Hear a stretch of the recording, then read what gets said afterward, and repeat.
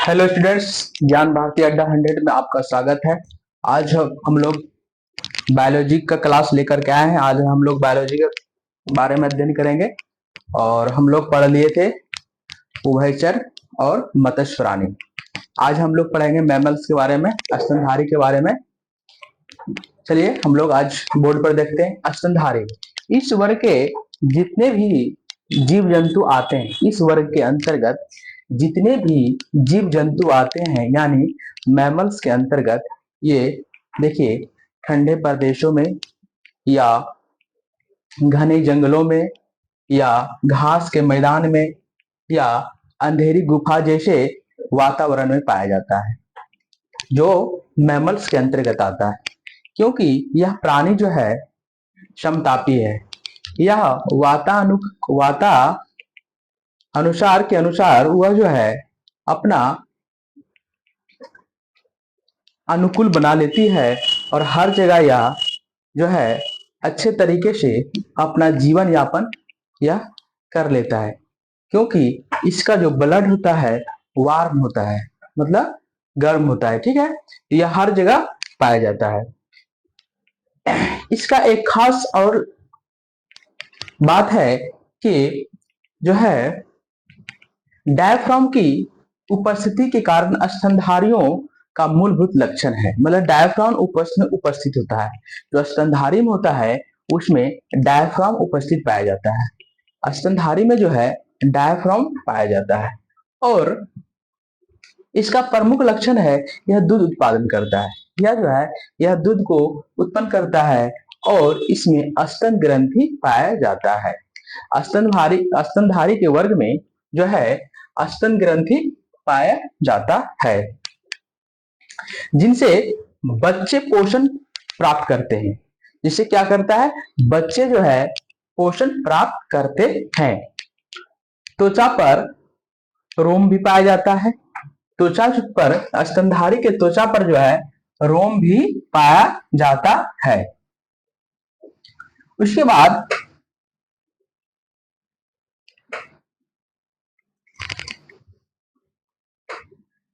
जो है इसके शोषण की क्रिया पेशीय डायफ्राम के द्वारा होता है।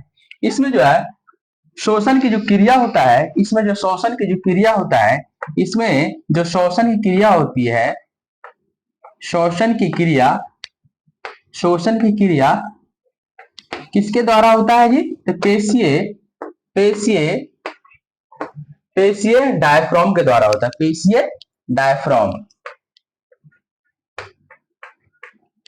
पेशीय डायफ्राम के द्वारा होता है।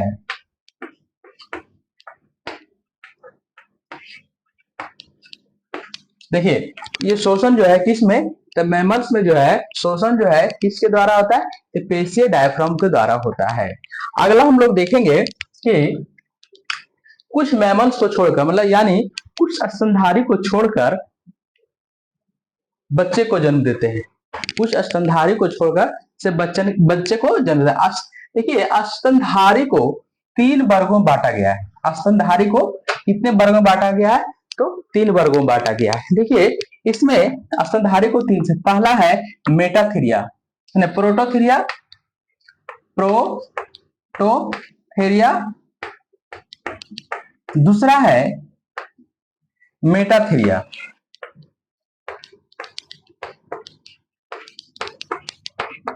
और तीसरा है यूथेरिया।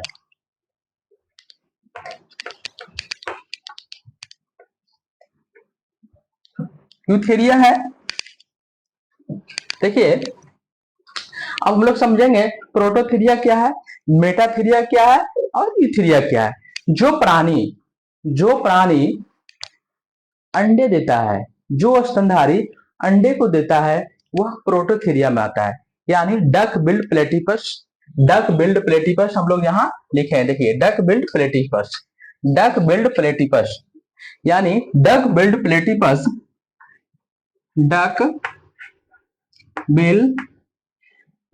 है। डक बिल्ड प्लेटिपस यह एक ऐसा विचित्र जंतु है जो 4 पैरों वाला है, जो अंडा देता है, ठीक है, और जमीन में सुरंग बनाता है।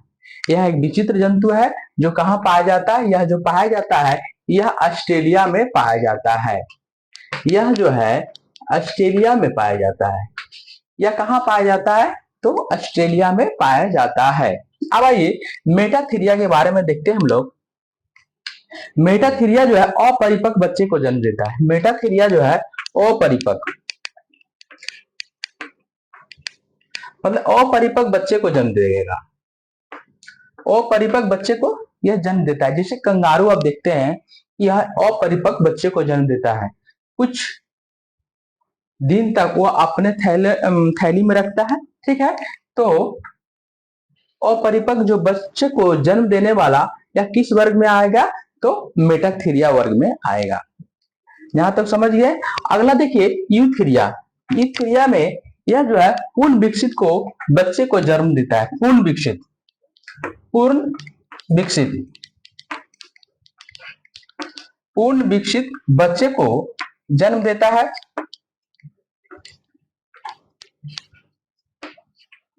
यह जो है पूर्ण विकसित बच्चे को जन्म देता है। यूथीरिया में जो है पूर्ण विकसित बच्चे को जन्म दे, जैसे मानव हो गया, कुत्ता हो गया, बिल्ली हो गया, बहुत सारे जानवर है, जीव जंतु है जो पूर्ण विकसित बच्चे को जन्म देता है। यहां तक तो समझ गया है। देखिए स्तनधारी को 3 वर्गों में बांटा गया है, प्रोटोथीरिया, मेटाथीरिया, यूथीरिया। प्रोटोथीरिया में क्या है? जो अंडा देता है, जैसे डक बिल प्लेटिपस। यह एकमात्र विचित्र जंतु है जो 4 पैरों वाला है और जमीन में सुरंग बनाता है। यह कहाँ पाया जाता है? तो ऑस्ट्रेलिया में पाया जाता है। और दूसरा है मेटाथीरिया। मेटाथीरिया जो है अपरिपक्व बच्चे को जन्म देता है, जैसे कंगारू। उसके बाद यूथीरिया, यह जो पूर्ण विकसित बच्चे को जन्म देता है। और यह इसका उदाहरण क्या है? जैसे मानव हो गया, बिल्ली हो गया, कुत्ता हो गया, ठीक है। आगे हम लोग देखेंगे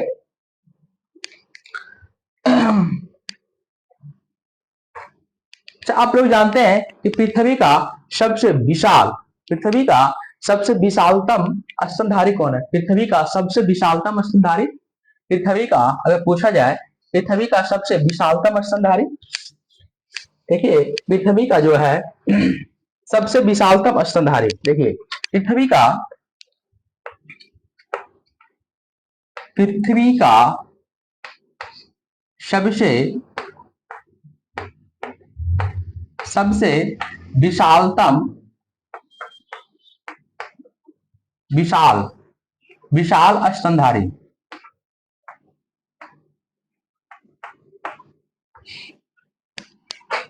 अगर पृथ्वी का सबसे विशाल स्तनधारी अगर पूछा जाए तो ब्लू व्हेल हो जाएगा। ब्लू व्हेल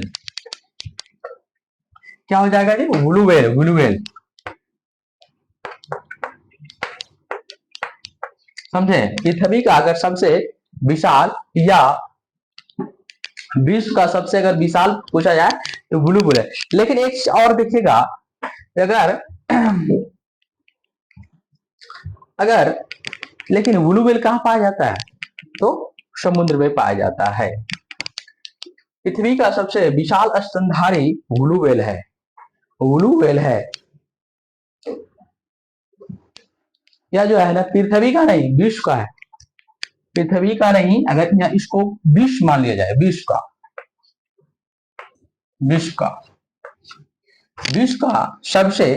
का सबसे विशाल स्तनधारी ब्लू व्हेल है। लेकिन अगर स्थल पर देखा जाए तो सबसे विशाल प्राणी कौन है? सबसे विशालतम प्राणी स्थल का ये तो कहाँ पाया जाता है? समुद्र में पाया जाता है। ये जो ब्लू व्हेल है कहाँ पाया जाता है? तो समुद्र में। यह जो है समुद्र में पाया जाता है। लेकिन अगर पृथ्वी पर बोला जाए, पृथ्वी का सबसे विशालतम प्राणी कौन है? पृथ्वी का जो पृथ्वी पर पाया जाता है, देखिए पृथ्वी का सबसे विशालतम प्राणी, सबसे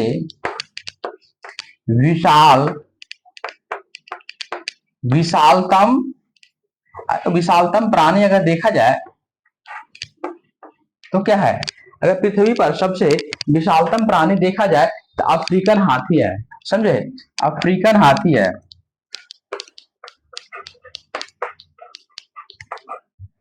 अफ्रीकन हाथी है।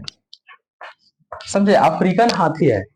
अगर विश्व का सबसे विशाल विशाल स्तनधारी को देखा जाए, जो ब्लू व्हेल है, जो कहाँ पाया जाता है? समुद्र में। लेकिन ये समुद्र अफ्रीकन हाथी तो समुद्र में पाया जाता है नहीं, यह पृथ्वी पाया जाता है। यानी पृथ्वी का सबसे विशालतम प्राणी अगर देखा जाए तो अफ्रीकन हाथी है। अगर पृथ्वी का सबसे विशालतम प्राणी देखा जाए तो क्या है? तो अफ्रीकन हाथी है। ये सब क्वेश्चन बहुत पूछता है एग्जाम में, इसीलिए आप लोग इसको नोट करते जाइएगा। चलिए अगला हम लोग देखते हैं। अगला अगला हम लोग देखिए अगला जो है हम किसके बारे में अध्ययन करेंगे। देखिए कुछ स्तनधारी में जैसे रीढ़, कुछ स्तनधारी में रीढ़ पाया जाता है, कुछ स्तनधारी में रीढ़ नहीं पाया जाता है। समझने वाली बात है, जिस स्तनधारी में अगर रीढ़ पाया जाएगा, जिस स्तनधारी में, देखिए जिस स्तनधारी में रीढ़ पाया जाता है, जिस स्तनधारी में रीढ़ पाया जाता है उसमें पित्ताशय भी उपस्थित होता है। उसमें पित्ताशय भी उपस्थित होता है। समझे? जिस स्तनधारी में रीढ़ पाया जाता है उसमें पित्ताशय भी उपस्थित होता है। लेकिन कुछ अपवाद है, लेकिन जिसमें अगर रीढ़ नहीं पाया जाएगा उसमें पित्ताशय नहीं पाया जाएगा। जिसमें अगर रीढ़ नहीं पाया जाएगा उसमें पित्ताशय भी नहीं पाया जाएगा। समझे? जिसमें रीढ़ नहीं पाया जाएगा उसमें पित्ताशय भी नहीं पाया जाएगा। लेकिन कुछ अपवाद है, जैसे चूहा और घोड़ा। चूहा और घोड़ा में रीढ़ होते हुए, चूहा और प्लस घोड़ा, घोड़ा प्लस चूहा, इस दोनों में रीढ़ पाया जाता है। चूहा और घोड़ा में रीढ़ पाया जाता है लेकिन पित्ताशय अनुपस्थित होता है। लेकिन पित्ताशय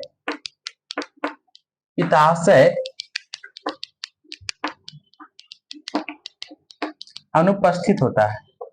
लेकिन पित्ताशय जो है अनुपस्थित होता है। घोड़ा और चूहा में तो रीढ़ तो पाया जाता है, लेकिन इसमें क्या होता है? पित्ताशय अनुपस्थित होता है। हम लोग क्या पढ़ा है? जिस स्तनधारी में रीढ़ पाया जाता है उसमें पित्ताशय भी उपस्थित होता है। लेकिन कुछ अपवाद देखा जाए, इसमें रीढ़ होते हुए भी इसमें पित्ताशय नहीं पाया। इंपॉर्टेंट क्वेश्चन है, इसमें ध्यान देने वाली बात है कि क्वेश्चन अगर पूछ देगा एग्जाम में कि किस प्राणी में रीढ़ होते हुए भी पित्ताशय नहीं पाया जाता है, तो हम लोग आंसर देंगे घोड़ा और चूहा। समझे ना? घोड़ा और चूहा, इसमें रीढ़ पाया जाता है लेकिन पित्ताशय नहीं पाया जाता है। हम लोग आप अच्छा अगला जो स्तनधारी है चमगादड़। चमगादड़ जो है चमगादड़ जो पक्षियों से भिन्न क्यों होता है? चमगादड़ पक्षी से भिन्न क्यों होती है?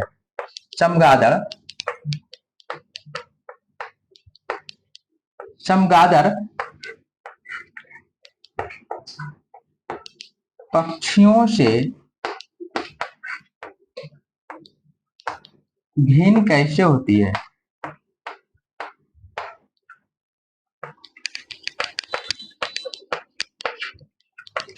इसका आंसर दीजिए। देखिए चमगादड़ जो पक्षियों से भिन्न कैसे होती है, तो किसके कारण भिन्न होता है? डायफ्रॉम की उपस्थिति के कारण। डायफ्रॉम की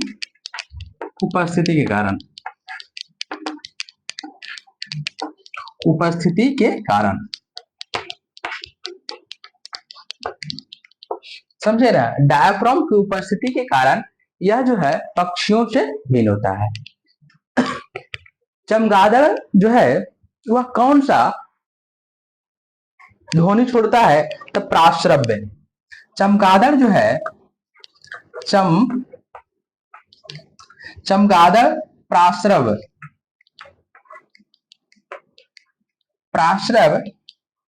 ध्वनि उत्पन्न करता है। समझे ना? उत्पन्न करता है, समझ गए ना? चमगादड़ जो है कौन सा ध्वनि उत्पन्न करता है? तो प्राश्रव के द्वारा ही वह अपना भोजन को संचरण करता है। जैसे ही बात के लिए अब यहाँ से उड़ रहा है तो यहाँ दीवार है, तो क्या करता है? यहाँ प्राश्रव ध्वनि छोड़ता है। अगर इधर से टकरा करके आ गया तो फिर इधर नहीं जाएगा, फिर क्या होगा? जस्ट तुरंत रिटर्न हो जाएगा, तुरंत मूव करेगा और फिर इधर छोड़ेगा। अगर इधर से नहीं आया हो, ध्वनि रिटर्न नहीं आया, तो फिर क्या करता है? सीधा ही निकल जाता है। इसी कारण वह जो है उसको दिखाई नहीं देता है, वह प्राश्रव ध्वनि छोड़ता है। उसी के सहायता से वह जो है अपना भोजन या जीवन यापन को अधिक करता है। ठीक है, आगे हम लोग देखते हैं डायनासोर के बारे में। डायनासोर भी एक प्रकार का क्या है? डायनासोर करोड़ों वर्ष तक पृथ्वी सबसे बड़ा कशेरुकी जीव था। सबसे बड़ा अगर कशेरुकी जीव देखा जाए तो डायनासोर ही था। डायनासोर पृथ्वी का सबसे अगर बड़ा सरीसृप अगर देखा जाए या तो डायनासोर ही था। ठीक है, तो डायनासोर करोड़ों वर्ष तक पृथ्वी के सबसे, देखिए डायनासोर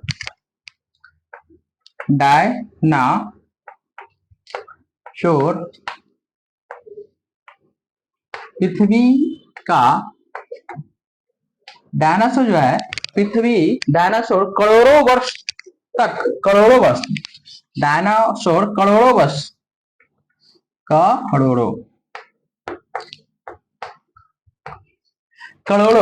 करोड़ों वर्ष तक, अरे क्या लिख रही है?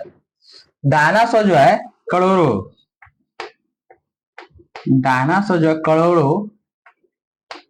वर्ष तक पृथ्वी के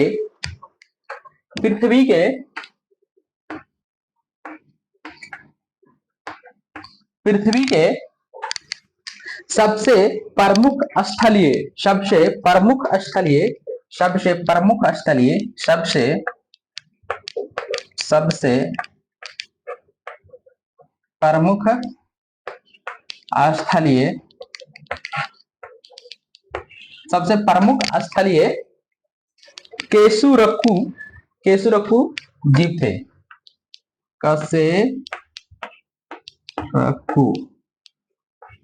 केसुरक्कू जीव थे या प्राणी देखा जाए, प्राणी है। यह जो है ये सरीसृप के अंतर्गत है। डायनासोर जो है प्राणी है, ये जो है सरीसृप के अंतर्गत है। डायनासोर जो है ये सरीसृप या सरीसृप के अंतर्गत आता है। डायनासोर जो है यह सरीसृप के वर्ग के अंतर्गत आता है। डायनासोर जो है यह सरीसृप के वर्ग के अंतर्गत आता है। यह जो है डायनासोर जो है ट्रायसिक काल में पैदा हुए। ट्रायसिक काल में पैदा हुए डायनासोर जो है, देखिए डायनासोर जो है ये जो है ट्रायसिक, ये जो है देखिए ये जो है ट्रायसिक,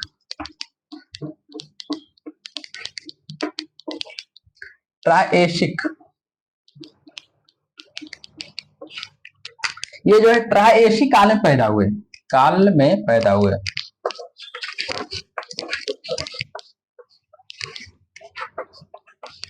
समझे रहे? डायनासोर जो है किस काल में पैदा हुए? तो ट्रायसिक काल में पैदा हुए। डायनासोर जो है करोड़ों वर्ष तक पृथ्वी के सबसे प्रमुख केसरोक्यू प्राणी है, ये सरीसृप के अंतर्गत आता है और ये जो है किस काल में पैदा हुए, ट्राएसी काल में पैदा हुए। लेकिन अगर विलुप्त देखा जाए, विलुप्त किस काल में हुआ था, विलुप्त अगर देखा जाए तो क्रीटेशियस युग में हुआ था, क्रीटेशियस विलुप्त। लेकिन अगर विलुप्त देखा जाए, विलुप्त विलुप्त जो है क्रीटेशियस,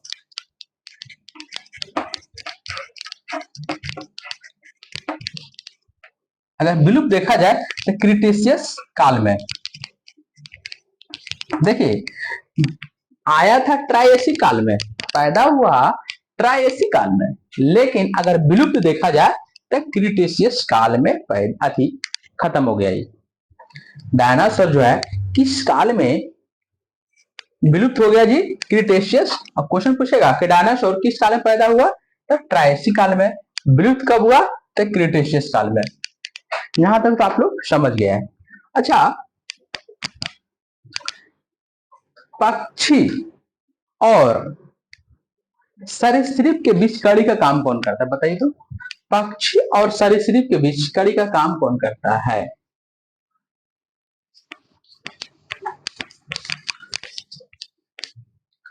पक्षी और सरीसृप के बीच कड़ी का काम कौन करता है। देखिए पक्षी और सरीसृप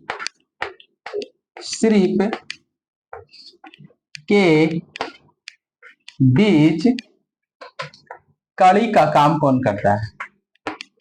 कड़ी का काम कौन करता है।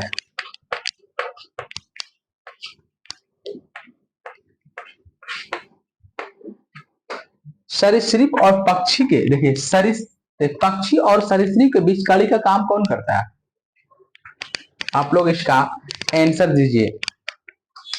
सरीसृप और पक्षी के बीच इसका कड़ी का काम कौन करता है, तो आर्कियोप्रेटिक्स,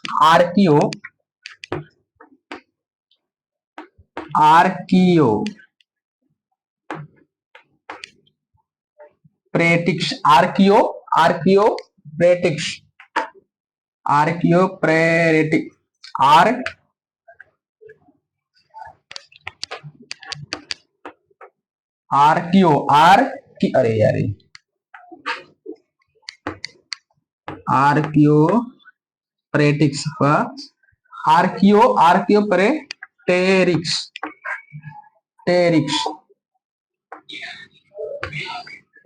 आर्कियोप्रेटिक्स आर्कियोप्रेटिक्स जो है पक्षी और सरीसृप के बीच कड़ी का काम कौन करता है, तो आर्कियोप्रेटिक्स। ठीक है, अगला हम लोग कल पढ़ेंगे कोशिका, सेल के बारे में। कल हम लोग पढ़ेंगे कोशिका के बारे में, कोशिका